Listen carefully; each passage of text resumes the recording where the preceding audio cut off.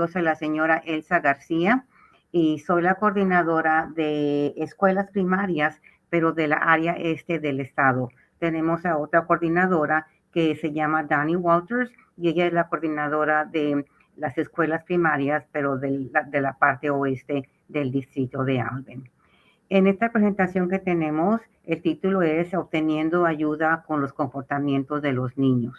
Vamos a estar hablando de por qué tienen los niños esos comportamientos y qué podemos hacer para ayudarlos para que ya no tengan los comportamientos que no son apropiados.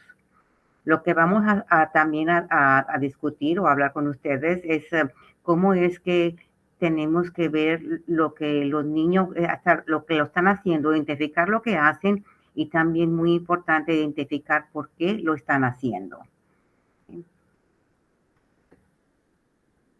Esta es la agenda que tenemos para hoy. Vamos a hablar acerca del porqué del comportamiento y el cómo es que cómo podemos hacer que el comportamiento sea más apropiado. En el porqué vamos a hablar acerca de las funciones de la conducta. También vamos a hablar acerca de los tipos de comportamiento que los niños exhiben, los patrones del comportamiento y los factores que influyen en el comportamiento de los niños. Con la referencia a el cómo, vamos a hablar de las habilidades de comunicación, vamos a también hablar de cómo establecer límites, cómo establecer las expectativas o las reglas y rutinas para nuestros niños y el gran poder de las elecciones, de que los niños puedan elegir lo que ellos quieran para que puedan mejorar su comportamiento. Voy a comenzar con la descripción general del comportamiento. Y como ustedes saben, el comportamiento de toda persona, de cada niño, es un comportamiento que se aprende. Y el comportamiento pues sirve una función, algo que queramos hacer. Y el comportamiento, lo bueno es que también se puede cambiar. Y algo muy importante es que tenemos que identificar qué son los factores que impactan al comportamiento. Sabemos que hay muchos factores que impactan el comportamiento, pero tenemos que identificar cuáles son esos factores.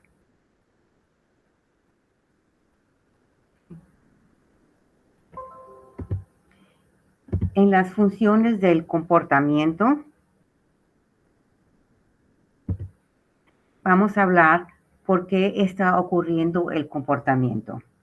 Y de acuerdo a los estudios, hay dos funciones principales que hacen que ese comportamiento se tome a cabo. Muchas veces las funciones para obtener algo y a veces es internal o es external. Y cuando el niño quiere obtener algo internal, tiene que ser algo que a ellos les guste. No lo estamos viendo, pero sí es algo que a ellos les guste. En lo que se refiere a obtener algo external, quiere decir algo que ellos quieran, algún objeto que ellos quieran tener en su poder o alguna actividad que quieran hacer que no la pueden hacer todavía. Ahora, la otra función del comportamiento es para escapar o para evitar hacer algo que no les guste hacer, ya bien sea también internamente o externalmente. Muchas veces ponemos a los niños a que, por ejemplo, que tiren la basura, ¿verdad? O que saquen la basura y es algo que no les gusta hacer. Entonces, para evitar esa tarea, ellos van a tener un comportamiento que no es apropiado.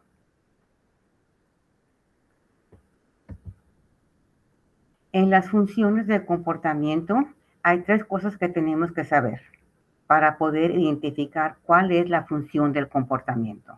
Si queremos cambiar el comportamiento inapropiado de los niños, tenemos que saber por qué lo están haciendo, cuál es la función del comportamiento. Y para poder saber cuál es la función, tenemos que primero ver cuál es el antecedente. ¿Qué es lo que está causando al niño que tenga ese tipo de comportamiento? ¿Qué fue lo que pasó antes de que ese comportamiento pasara? ¿Qué estaba haciendo el niño? ¿Estaba el niño tal vez brincando y usted dijo que no? Y entonces fue cuando el niño ya se enojó y tuvo el comportamiento inapropiado. Entonces tenemos que identificar el antecedente. Y después de eso, tenemos que identificar cuál es el comportamiento que él da los problemas. ¿Cuál es el comportamiento inapropiado? Muchas veces no podemos identificar cuál es el comportamiento inapropiado porque son dos o tres comportamientos. Pero si vemos al comportamiento que es más elevado, tenemos que concentrarnos en ese comportamiento. Y después que ya hayamos identificado el comportamiento, podemos también identificar las consecuencias. ¿Qué es lo que sucedió inmediatamente después del comportamiento? ¿Cuáles fueron las consecuencias que les dimos a los niños por el comportamiento inapropiado? Así que estamos viendo a tres cosas para poder identificar la función del comportamiento. Estamos viendo el antecedente, lo que pasó antes, el comportamiento actual y las consecuencias que van a tener después del comportamiento. En los tipos de comportamiento hay varios comportamientos. Los niños exhiben el comportamiento de atención, ¿verdad? En la atención es cuando ellos están en un comportamiento para solamente llamar la atención de los adultos o de los compañeros. O sea, solamente lo hacen porque quieren que alguien les ponga atención. Por ejemplo, supóngase usted que estamos en una fiesta y y estamos diciendo al niño que hizo un trabajo muy bueno, pero luego andamos con otro niño y le estamos hablando con otro niño, pero el niño número uno se enoja porque él quiere la atención, entonces va a tener un comportamiento inapropiado para que se le dé la atención otra vez a él, ya bien sea por los niños o por los adultos. Y muchas veces cuando los niños también quieren la atención, no es porque es positiva o es negativa, pero para ellos no les importa que sea la atención negativa o positiva, ellos solamente quieren la atención. En los comportamientos de escape, los niños por lo general escapan porque no les gusta la demanda de lo que les piden que hagan. Así que por esa razón ellos se ponen en un comportamiento porque no quieren hacer la actividad que no es preferida. ¿Okay? Por ejemplo, si usted los pone a hacer la tarea o algunas tareas domésticas o algunas limpiezas o simplemente que se sienten a ver televisión con sus hermanitos. Muchas veces es una actividad que a ellos no les gusta hacer, entonces eso hace que ellos quieran escapar de esa actividad y tienen un comportamiento inapropiado.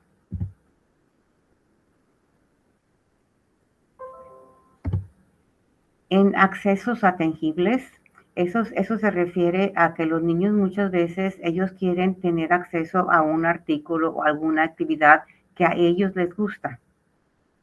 Y porque no se les da ese artículo o no se les permite que tengan esa actividad, se portan inapropiadamente. A veces también es porque tal vez ellos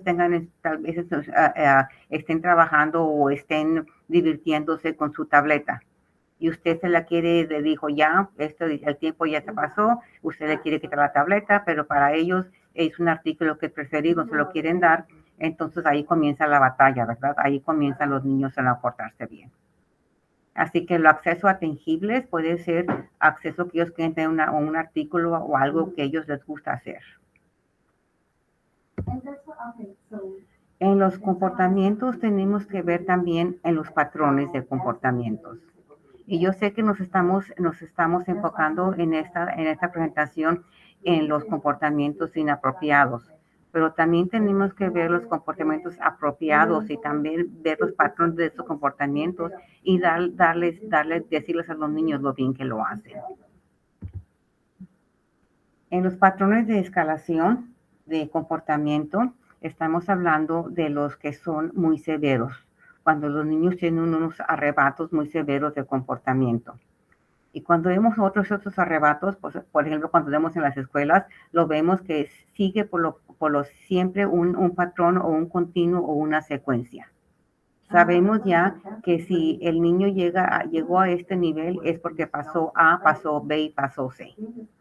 Entonces, lo que nosotros tenemos que hacer como adultos, permítanme admitir eso, lo que nosotros tenemos que hacer como adultos es saber a qué nivel, cuando el niño va a tener unos arrebatos muy severos, saber en qué nivel podemos intervenir para que ese comportamiento ya no continúe. Pero para poder intervenir tenemos que saber a qué nivel está el niño. Si lo hacemos a a nivel sin poder identificarlo antes, la intervención no va a ser efectiva. Tenemos que saber cuándo podemos intervenir y cómo es que lo vamos a intervenir para que la intervención sea efectiva. Y es importante aquí que recordemos que lo más pronto que intervengamos en este patrón de escalación, lo más fácil que va a ser reducir el comportamiento de los niños. Muchas veces dejamos escalar el comportamiento a un nivel demasiado elevado que ya no podemos intervenir. Así es que debemos de identificar cuáles son los patrones cuando los niños tienen arrebatos severos y saber cómo intervenir para que sea efectivo.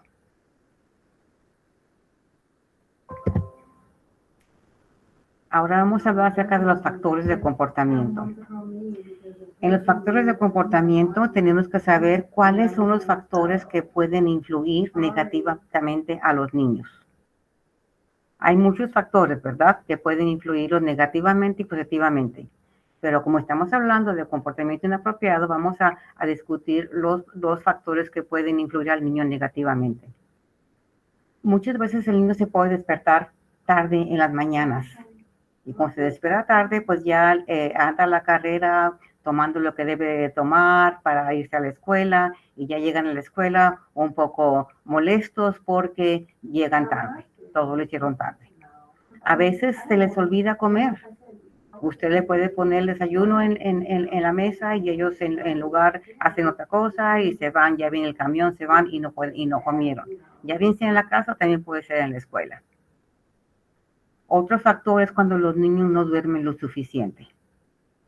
Cuando no duermen lo suficiente, como nos pasa a nosotros muchas veces, no nos va el día muy bien. O si llegan tarde, por X razón, llegan tarde a la escuela, ya ellos su rutina está interrumpida. Otro factor también tiene que ver con el estrés que puede ser de la familia. Si es que hay algún estrés de la familia, eso también les afecta a los niños. Si es que se sienten mal, si están enfermitos, si tienen calentura, si les duele el estómago. Muchas veces otros factores que también les afecta mucho es cuando tienen problemas académicamente en la escuela. Ya bien sea con cualquiera de las materias, ya bien sea matemáticas, ya bien sea historia o ciencia o lectura. Otro factor también que influye mucho en que los niños no se comportan bien son las traumas que los niños pueden pasar. Y esas traumas muchas veces no se manifiestan a una forma que nosotros podamos identificarlas. Muchas veces los niños tienen traumas emocionales y no nos dicen nada, ¿verdad? Así es que como usted puede ver, hay muchos factores que pueden influir el comportamiento de los niños. Aquí en la escuela los papás muchas veces nos hablan y nos dicen, Juanito va a estar un poco molesto porque esto y esto y esto pasó en la casa. O Juanito tal vez no se va a comportar bien porque esto y esto sucedió anoche. Y nos gusta que los padres nos hablen y nos digan qué es lo que puede influir en el comportamiento del niño durante el día, porque así nosotros podemos estar preparados por si es que el niño no se porta bien durante el día. En los factores participantes para el comportamiento de los niños, hay factores que los podemos ver, son conocidos, y hay otros que no podemos ver, que son desconocidos. Entonces, los que son conocidos, pues los podemos identificar muy pronto, ¿verdad? Pero los desconocidos no los podemos identificar tan pronto porque no lo podemos ver, es algo internal que los niños tienen y tenemos que tener un poco más de paciencia y hablar más con ellos para poder identificar esos factores.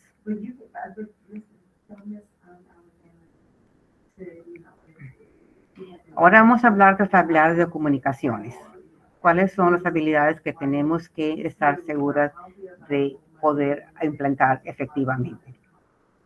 Cuando se refiere a comunicación efectiva, la comunicación que nosotros hacemos, que todos hacemos muchas veces ya sea o lo que llamamos lenguaje corporal o lenguaje de cuerpo, que en inglés se dice body language. Y de acuerdo a los estudios, la forma en que nos comunicamos lo hacemos a través de nuestro cuerpo, ya sea en la forma que nos paramos, cómo cruzamos las manos, cómo hacemos gestos con nuestra cara o con nuestras manos, qué es lo que dirigimos, qué es lo que señalamos. De acuerdo a los estudios, todos los adultos hacemos nuestra comunicación con un 55% por nuestra comunicación de cuerpo. La otra comunicación que hacemos es el tono de voz, y ese es un 38%. Y el otro que hacemos es de palabras, ese es un 7%. Y como puede ver, el lenguaje de cuerpo, 55%, es elevado, y también el del tono. Y estos dos tipos de comunicación son los tipos de comunicación que tienen más emoción cuando nos comunicamos con los niños. Cuando lo hacemos con palabras, es una comunicación más directa y es una comunicación más efectiva porque el niño sabe realmente lo que estamos diciéndole. En la comunicación efectiva, también hay captadores de atención que no son verbales. Y esto es lo que nosotros podemos hacer para que nuestra comunicación sea efectiva con los niños. Podemos usar estos captadores de atención que no son verbales. Podemos hacer un ruido muy, muy pequeño, un ruido que no se oye mucho, pero el niño sabe que cuando lo hacemos es porque queremos que ponga atención. Podemos también usar luces, ya vea, que se prenden o que se apagan, para estarles indicar que, por ejemplo, ya tienes que irte a dormir. También podemos hacer una señal con la mano y ellos saben la señal, que es cualquier tipo de señal es lo que le indica. Por ejemplo, si quiere que vaya a lavarse las manos o quiere que vaya y apague la televisión, el niño ya sabe cuál va a ser la señal que va a hacer con la mano para que él haga eso. O también usted puede contar con sus dedos, puede contar 5, 4, 3, 2, 1 y el niño sabe que cuando llegue 1 ya tiene que hacer lo que usted le dijo. Entonces, estos son captadores de atención que usted puede hacer con sus niños que no son verbales.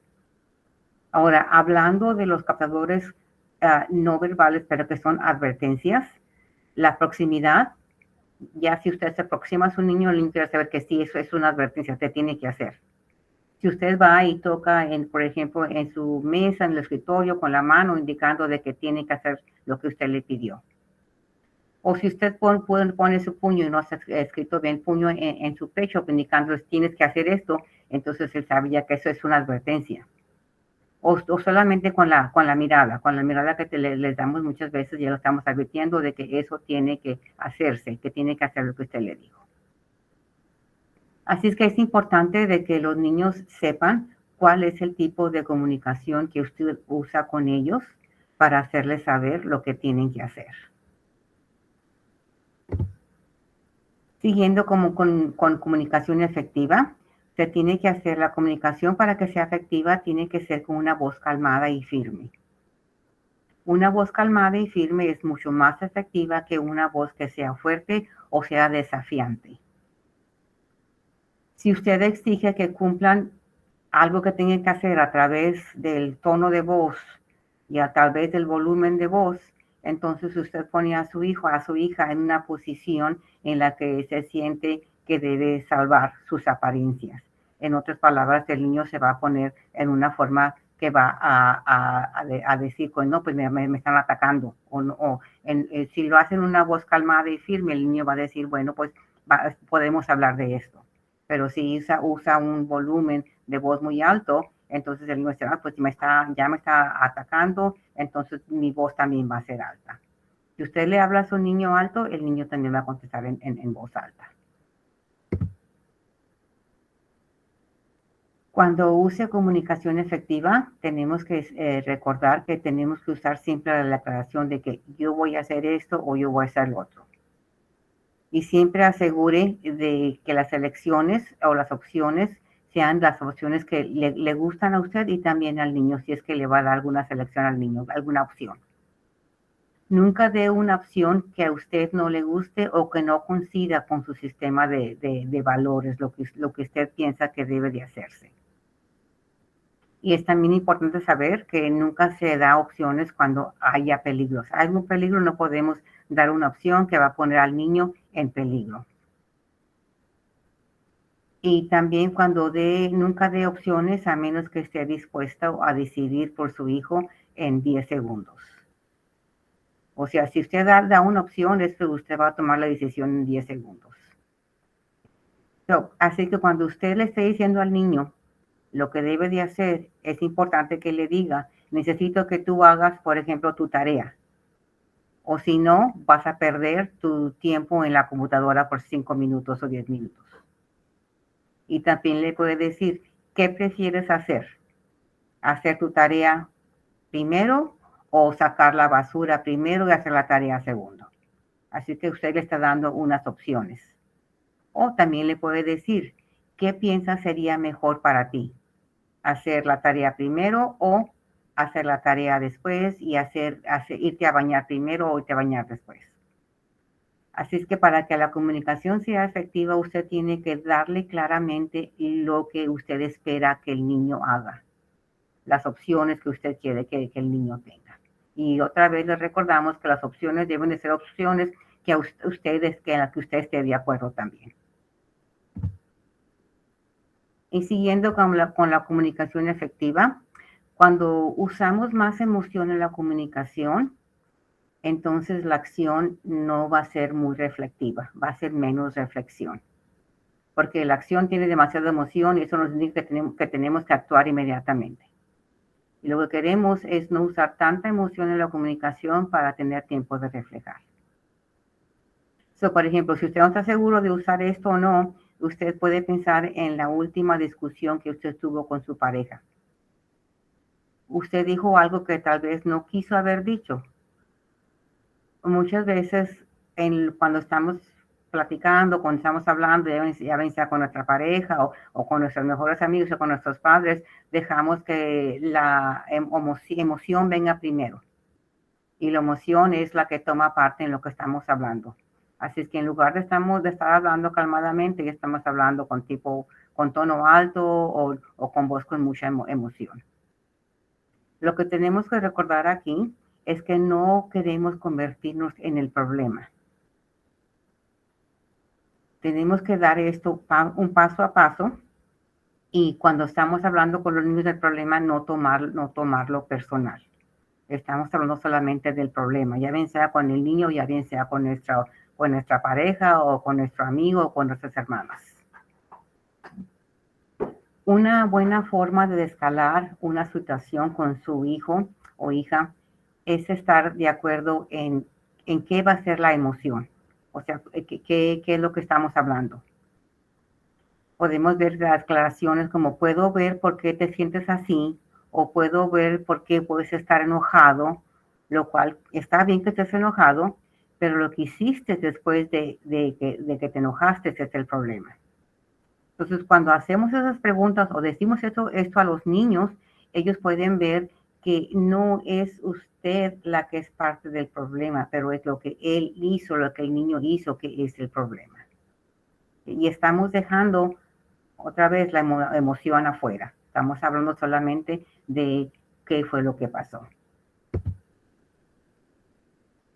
Ahora vamos a ir a otra sección y aquí vamos a hablar de cómo podemos establecer límites para los niños. Cuando establecemos los límites tienen que ser simples y tienen que ser completamente claros. Si lo hacemos muy dificultoso con muchos pasos, entonces los niños no lo van a querer hacer. Y si lo hacemos muy complicado, pues tampoco lo van a querer hacer. Así que los límites tienen que ser simples y claros.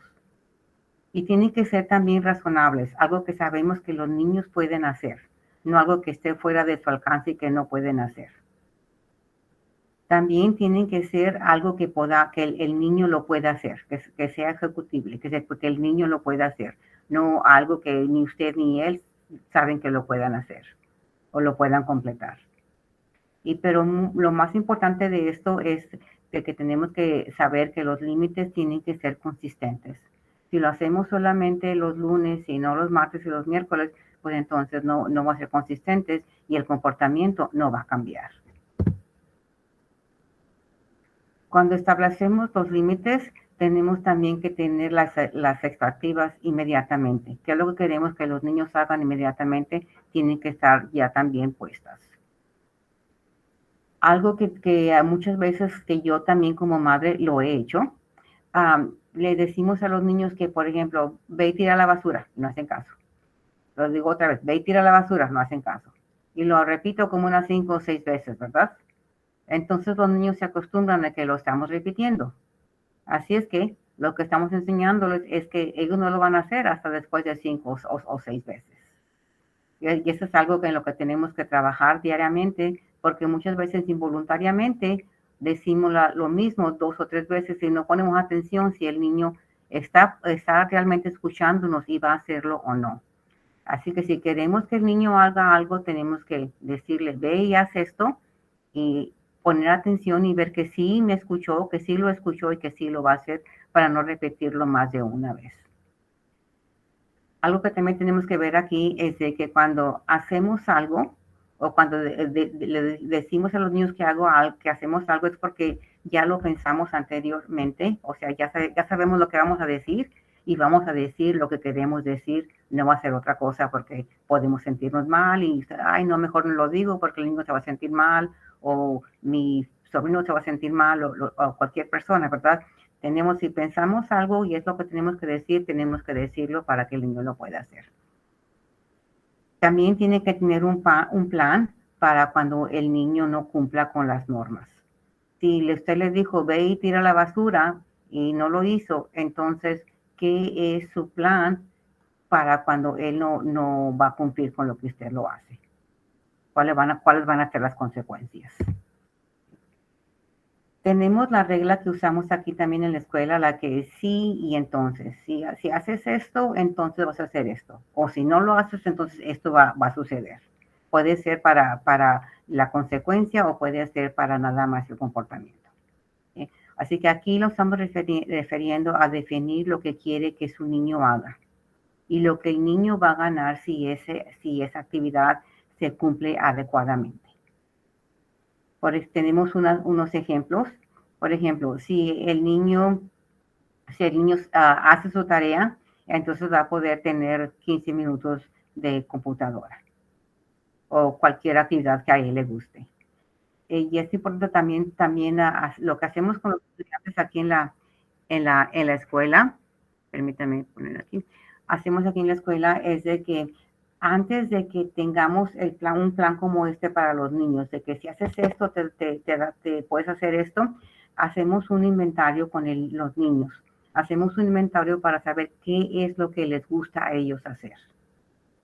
Porque si les damos una opción que no les gusta hacer, entonces no van a hacer lo que queremos que haga.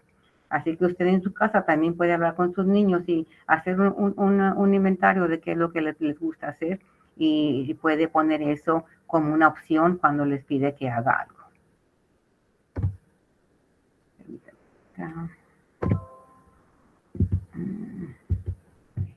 En el aumento de cumplimiento, lo que queremos hacer es que los niños tengan el comportamiento adecuado, lo hagan más seguido, ¿verdad? Que no tengan comportamiento inapropiado. Se les está dando aquí una secuencia de cómo es que se puede hacer, lo que pueden ustedes hacer para que el niño tenga comportamientos más apropiados. Lo primero que se tiene que hacer es poder pedirles que digan, pedirles por favor vas a hacer esto, por favor vas a hacer aquello. Y usted le dice, por ejemplo, por favor haz tu tarea. Usted va a esperar 3 a 5 segundos para que él comience la tarea. Si el niño comenzó la tarea, entonces usted va a reforzar que hizo la tarea y le va a decir, ay, qué bueno que hiciste tú, que ya vas a comenzar con tu tarea. Si el niño no cumple después de 5 segundos a comenzar con la tarea, usted le va a decir, usted necesita hacer su tarea. Y usted va otra vez a esperar de 3 a 5 segundos. Si el niño comienza la tarea, usted le dice que bueno que comenzó a hacer la tarea. Y si no, entonces va a tener que usted que aplicar la consecuencia negativa que ya usted sabe qué es lo que le va a dar. Por ejemplo, no quieres comenzar la tarea, entonces tienes que irte a dormir a las 8 en lugar de las 8:30 o algo así. tenemos apuntado aquí que usted tiene que decirle al niño lo que tiene que hacer en lugar de lo que no hacer. Y eso es algo que hacemos también a veces sin pensarlo. Le decimos a los niños que es más importante lo que no hacen lo que deben de hacer. Lo que el niño tiene que saber claramente es lo que va a hacer, lo que tiene que tomar lugar, no lo que no debe de no hacer. También tenemos que evitar expresar lo que queremos que él haga en forma de pregunta. Porque si lo hacemos en forma de pregunta, pues van a decir que no. Por ejemplo, si usted pues quiere hacer tu tarea ahorita, va a decir, no, pero quiero ver la televisión. Lo que tiene que hacer es decir lo que debe de hacer, pero no en forma de pregunta, sino en afirmación. Eso es lo que va a hacer y cuando lo hace va a ser una voz suave y firme. Firme, pero no tiene que ser elevada o no tiene que ser con emoción. Cuando usted también les pida que hagan lo que deben de hacer, tiene que ser descriptivo y tiene que ser específico. Y muchos niños, no todos, pero muchos niños necesitan que esta información sea dada para ellos de paso a paso. Primero haces esto, luego esto y después esto. Aquí es importante saber que cuando se le está a usted dando esta solicitud o esta secuencia, no debe usted de hablar con los niños, ya bien sea verbal o no verbal. Mientras que usted está esperando los 3-5 segundos, no hable con los niños, no los regañe, porque esto va a ser una interrupción. Usted espere los 3-5 segundos sin tener ninguna comunicación con el niño. Hablando ahora de las alabanzas que se le dan a los niños. Las alabanzas para los niños son pero muy positivas. Cuando se aplica la alabanza, ¿verdad? Cuando el niño cumple lo que debe de hacer. Y obtendría más cumplimiento en lo que debe hacerse al niño si los elogios que usted les da son específicos. Por ejemplo, son declaraciones específicas, no son generales. Aquí tenemos unos ejemplos de lo que es específico. Le puede decir al niño, me gusta la forma en que te sientas quieto. O le puede decir, gracias por limpiar tu habitación inmediatamente. O solamente puede decirle, qué buen trabajo hiciste, escuchando lo que te dije. O qué buen trabajo siguiendo las direcciones. O haciendo la tarea tirando la basura. O qué buen trabajo asistes leyendo el libro que te di. ¿Ya? Tenemos que ser muy específicos cuando damos las alergias o los elogios para los niños, alabanzas para los niños. En el poder de las alabanzas o los elogios, de acuerdo a los estudios indican que usted puede mejorar el comportamiento de los niños a un 80% con solo señalar lo que alguien está haciendo correctamente. Si les damos elogios o alabanzas a los comportamientos que queremos ver en ellos. Le voy a dar un ejemplo. Tenemos un niño que hemos trabajado en un comportamiento con él demasiado, bastante. Y lo único que él ha podido hacer, ha podido hacer como un 10% de toda una tarea. Pero cuando la hace, le damos mucho elogio porque esperábamos que en lugar de hacer nada más el 10%, él llegara a un 70%.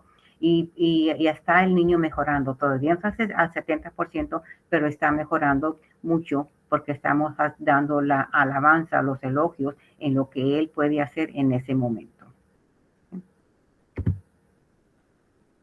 Voy a hablar ahora acerca de las expectativas de los comportamientos.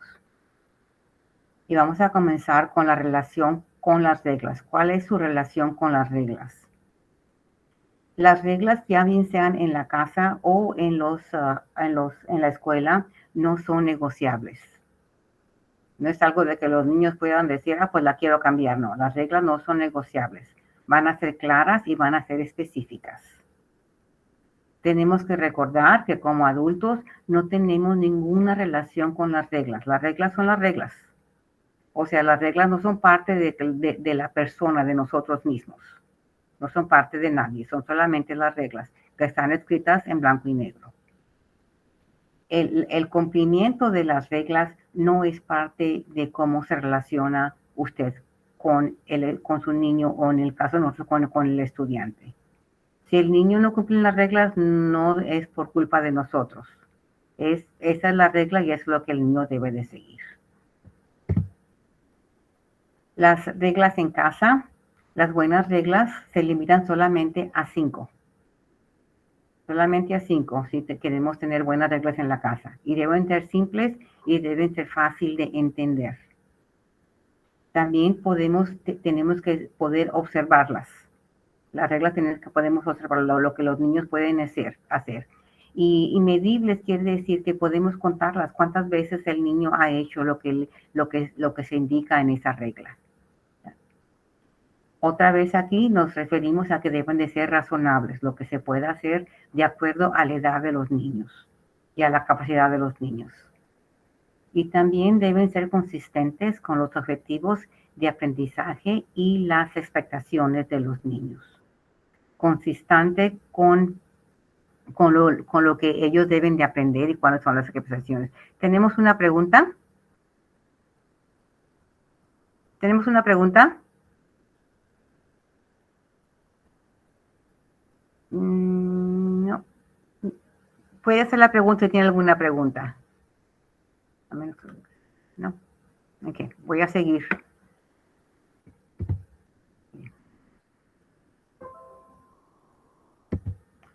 Okay. Vamos a hablar ahora acerca de las consecuencias negativas y consecuencias también positivas. ¿Okay? Con las consecuencias, para que las consecuencias sean efectivas, tienen que ser predeterminadas y tienen que ser comunicadas con el estudiante. Está el micrófono bloqueado. Ok, lo estoy tratando de bloquear, pero no se hace. Permítame ver si lo puedo hacer. Latasha, can you help me for a second here? Do you know how to unblock someone, a participant, so they can ask a question in a big session? I'm doing this here and it's not doing it. No? Okay, that's fine. I'll see on the chats. Okay, no puedo hacer que el micrófono funcione con ustedes, pero dice que hizo la pregunta. ¿Cuándo dice que las reglas de casa deben ser solo 5? Oh, a lo que me refiero aquí es y esta presentación, como les dije al comenzar de la presentación, es de que la hizo la persona que está encargada de comportamiento del distrito. ¿Okay? Y estamos refiriendo a que voy a poner otra vez, déjenme irme atrás. En las reglas, ok. Cuando estábamos hablando de que deben de ser limitadas a 5, es que si tenemos muchas reglas, los niños no van a seguirlas todas.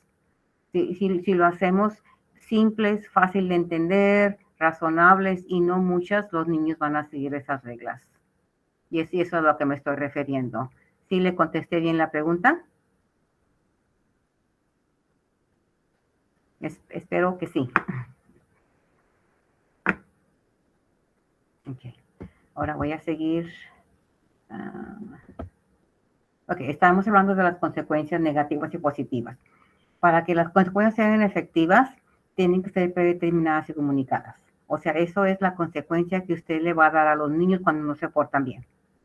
Tienen que ser consecuencias que usted ya sabe y el niño sabe qué es lo que va a pasar. O sea, lo va a sentar al niño y le va a decir, cuando tú te portes de esa manera, esto es lo que va a pasar. Estas son tus consecuencias. También tenemos que enseñárselas a los niños. Si esa va a ser la consecuencia, los niños tienen que saber cómo hacer esa consecuencia. No pensar que lo pueden hacer cuando no pueden hacerlo porque no saben cómo hacerlo. Tienen también que ser dirigidas a lo positivo, hacia lo positivo más que lo negativo. Porque recuerde que cuando somos positivos con los niños van a mejorar su comportamiento. Y también tienen que tener un significado para ellos. Si les va a dar una consecuencia que realmente no les va a afectar para nada y no va a tener significación, pues el comportamiento no va a cambiar. ¿Okay? También tenemos que implementarlas de manera consistentes y privadas. Voy a dar un ejemplo de aquí de la escuela. Cuando tenemos que corregir a un niño, no lo hacemos en frente de todos los demás niños. Tenemos que hacerlo en privado. Y lo mismo les aconsejaría yo para su casa. Si va usted a implementar alguna consecuencia para sus niños, hágalo en forma privada, no en frente de los hermanitos o de los primos o de los amigos.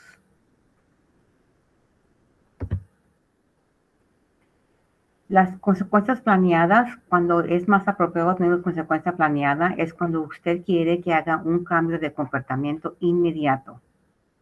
Si usted quiere un cambio de comportamiento inmediato, entonces tiene que ser una consecuencia planeada, una planeada de la que usted ya habló con su niño. ¿Sí? Si usted quiere restablecer el orden sin hacer de la situación un problema más importante, también puede usted aplicar una consecuencia planeada. No queremos hacer un problema más grande de lo que ya está, entonces usted le va a decir al niño, ¿te acuerdas que discutimos esto y esto y esto? Entonces eso es lo que tiene que hacerse. Y también cuando tenemos consecuencias planeadas, pues es mucho mejor para nosotros. Mucho mejor que ya sabemos lo que vamos a hacer y en lugar de que el problema sea más elevado, podemos intervenir y hacer que el problema ya no ocurra. Ahora voy a hablar acerca del poder de que los niños tengan elección o que puedan elegir lo que ellos quieren hacer. Con el comportamiento desafiante, que es el comportamiento que vemos mucho en las escuelas y también que si yo sé se ven en las casas. Tenemos que saber por qué sucede ese comportamiento desafiante y qué podemos hacer para cambiar ese comportamiento desafiante. Para poder hacer eso tenemos que buscar patrones en el comportamiento. Tenemos que ver qué es lo que está tratando de comunicarnos el niño, qué nos quiere decir, qué es lo que le molesta, qué es lo que no le gusta, qué es lo que quiere hacer. Tenemos que saber si es que el niño está tratando de evitar algo, alguna tarea que no le guste hacer o algo que le moleste o algo que emocionalmente no le ayuda al niño. Cuando estamos tratando de saber qué es lo que está pasando con el niño, tenemos que hacer una suposición sobre qué es el propósito del comportamiento. Ya cuando más o menos sabemos por qué pasa el comportamiento, entonces podemos abordar el comportamiento con el niño y decirle qué es lo que tiene que hacer o cuáles son las consecuencias. También tenemos que ver a los apoyos que pueden ayudarnos a abordar el comportamiento. Como hablamos al principio de la presentación, tenemos que saber qué es lo que está causando el comportamiento. ¿Qué fue lo que hizo que el niño se fuera de estar sentadito sin hacer nada a tener un comportamiento explosivo? También tenemos que saber qué es lo que tenemos que prevenir o hacer para prevenir el comportamiento.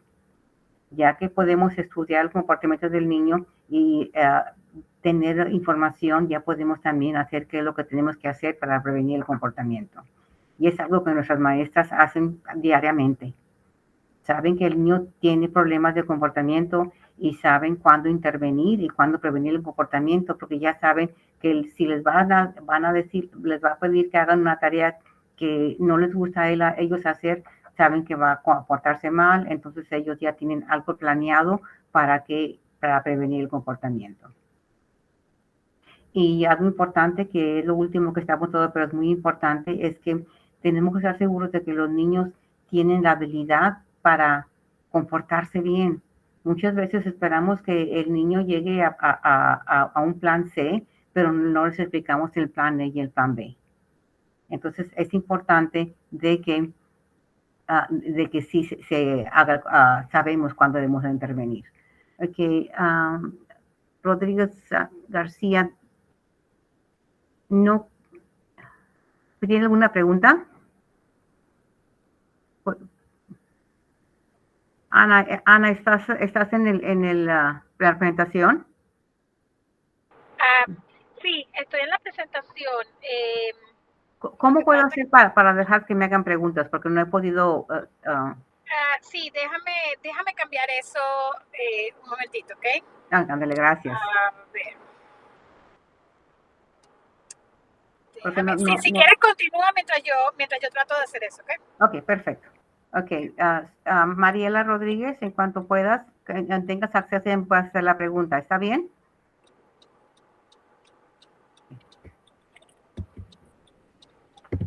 Siguiendo con el comportamiento desafiante. Tenemos que saber por qué sucede y qué podemos hacer para que yo no continúe. Eso es lo más importante. Si algo quieren recordar de esa presentación, por favor recuerden que tienen que saber por qué sucede ese comportamiento y qué podemos hacer para que el niño no tenga ese comportamiento. Una de las cosas que podemos hacer es que podemos tener empatía. Podemos obtener más o menos una imagen clara de qué Ok, es lo que le... disculpa, Dime. ya deberían poder hacer las preguntas cuando necesiten. Ok. ¿Tiene una pregunta antes de continúe? Mariela.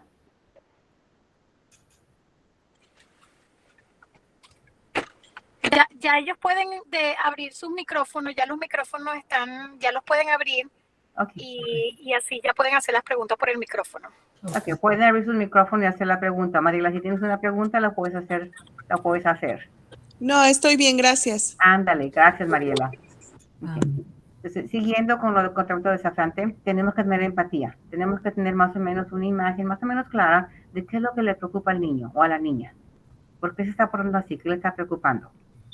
Y usted le puede decir, me he dado cuenta, puedes contarme sobre esto, ¿verdad? Y entonces ahí es cuando comienza la comunicación y comienza el niño a decirnos qué es lo que le está preocupando y antes de que el comportamiento llegue a un nivel elevado podemos tal vez evitarlo.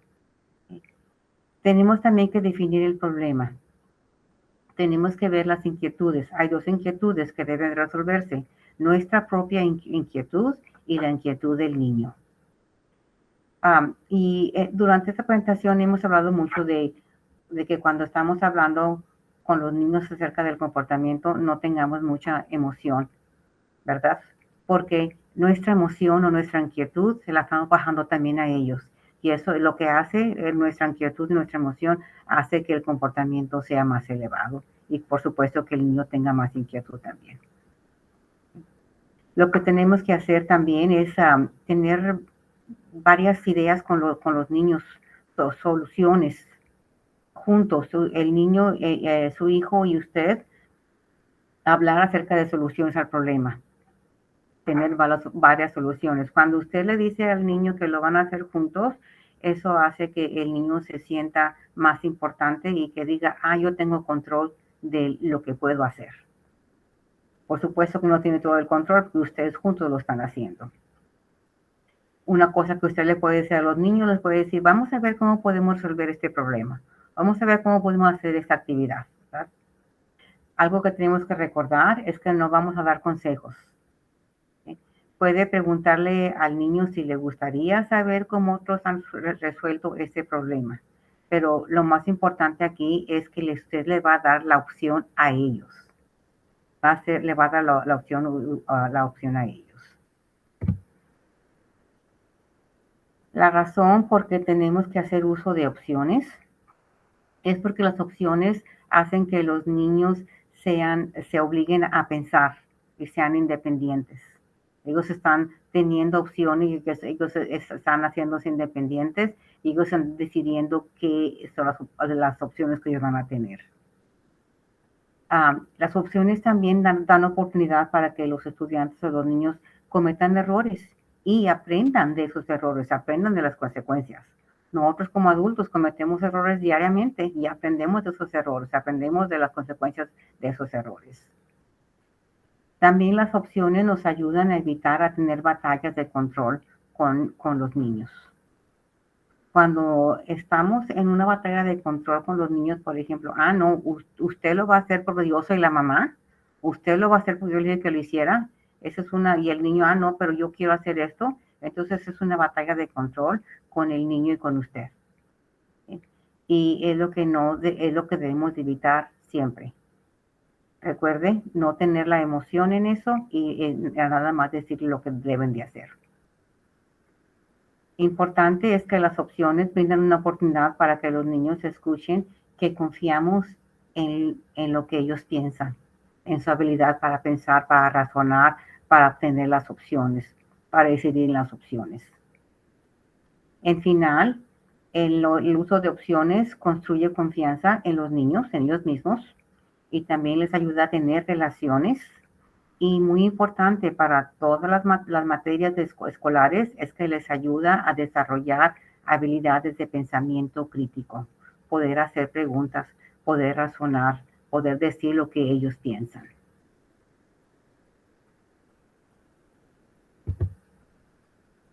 A ver.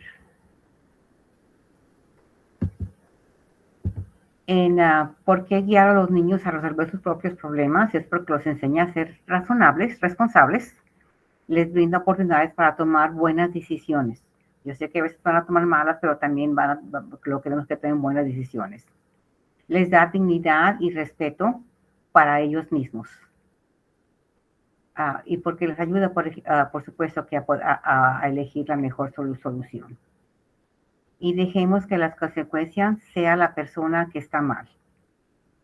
En lo que me estoy refiriendo aquí es de que estamos quitando a la persona de la consecuencia.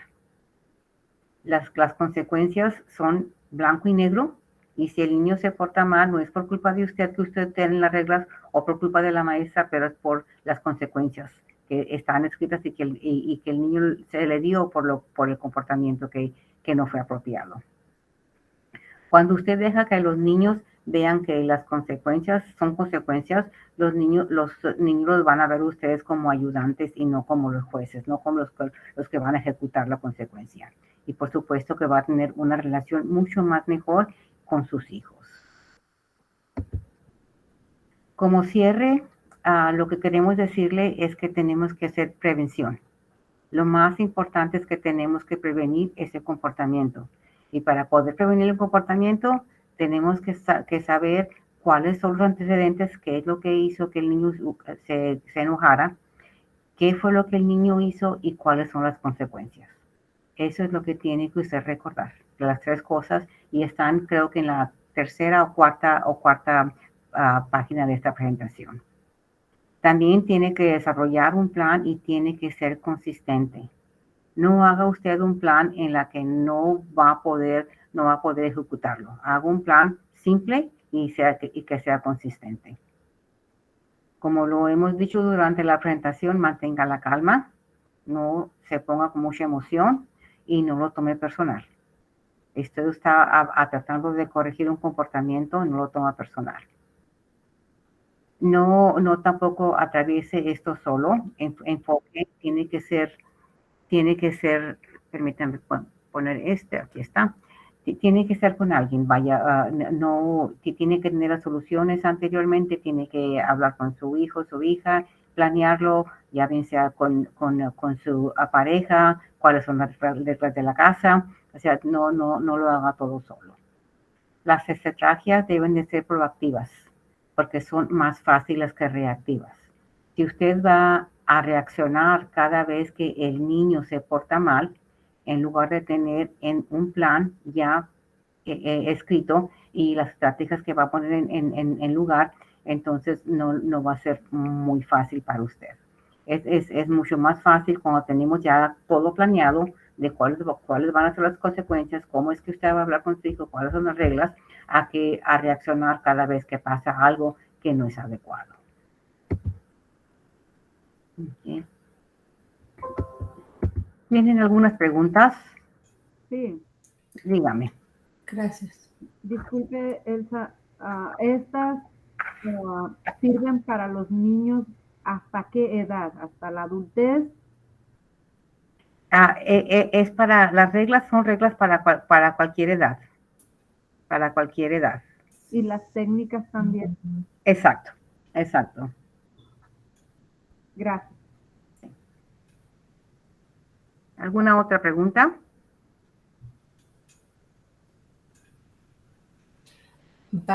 ¿Vamos a poder volver a mirar el video?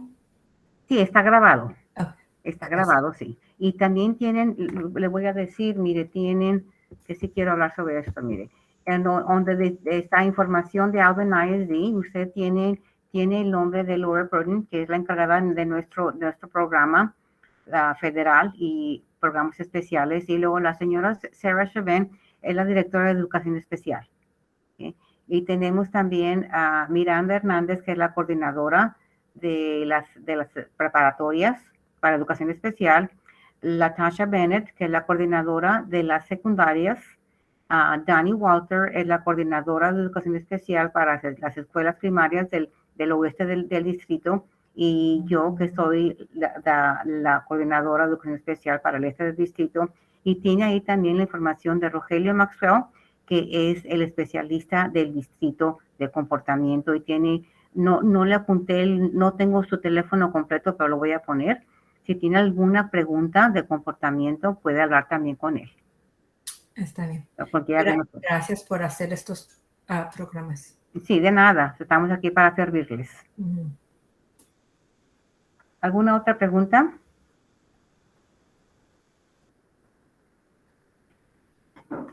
Si no tienen pregunta ahorita, pero tienen pregunta después,